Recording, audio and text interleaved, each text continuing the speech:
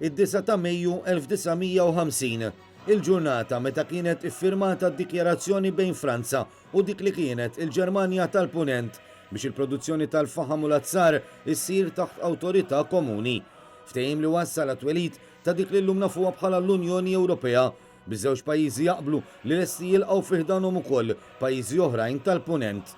Lan kien wieħed ċar li tinħoloq kooperazzjoni b'interessi komuni fost il-pajjiżi Ewropej għall-integrazzjoni politika u ħidma ta' paċifikazzjoni bejnietom. Waqt li firmar tal-ftehim 70 sena ilu, il-Ministru Franċiż tal-Affarijiet Barranin Robert Schuman kien qal li l-Ewropa mhix se tinħoloq kollha f'salt jew b'xi pjan wieħed, se tinbena fuq il-kisbiet konkreti li minnhom infushom waslu għas-solidarjetà bejn il-pajjiżi.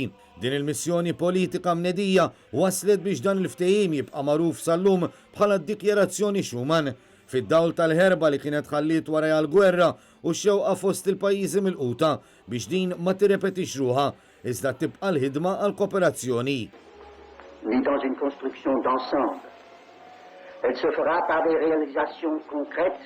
Id-dikjarazzjoni ta' Schuman ma waqax fuq widnejn torox e kif sabet l-appoġġ immedjat tal-Kanċellier tal-Ġermanja tal-Punent Konrad Adenauer u anke tal-gvernijiet tal-Olanda, il-Belġju, l-Italja u l-Lussemburgu, is-sitt pajjiżi fundaturi li sena biss wara iffirmaw it-Trattat ta' Pariġi li ħoloq il-Komunità Ewropea għal-faħam u l-azzar.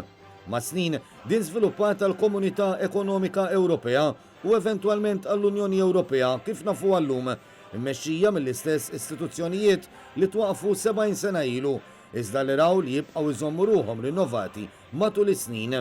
Ma' tmiem tal-karriera politika tiegħu fl-istituzzjonijiet Ewropej, Robert Schuman kien iddikjarat mill-Parlament Ewropew bħala Missier l-Ewropa, filwaqt li d-data tad-dikjarazzjoni li ffirmaw dit titqies bħala Jum l-Ewropa.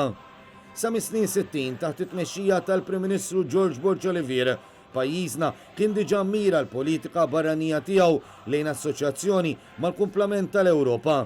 Iżda din il-ħidma reġgħet qabdet rankatura sew fl-aħħar ta' snin 80 meta reġa' fil-gvern il-Partit Nazzjonalista, issa taħt it-tmexxija ta' Edi Fenekadami.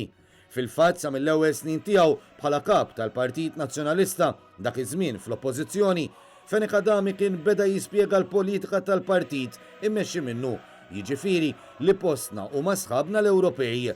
Ħidma kontinwa spalla ma' politiċi bħal Guido De Marco li reġgħet sabet l-intoppi meta tela l-Partit Laburista fil-Gvern fl-1996 bil-Prim Ministru ta' dak iż-żmien Alfred Sant jiddeċiedi li jifriża l-applikazzjoni ta' pajjiżna biex jissieħeb fl-Unjoni Ewropea.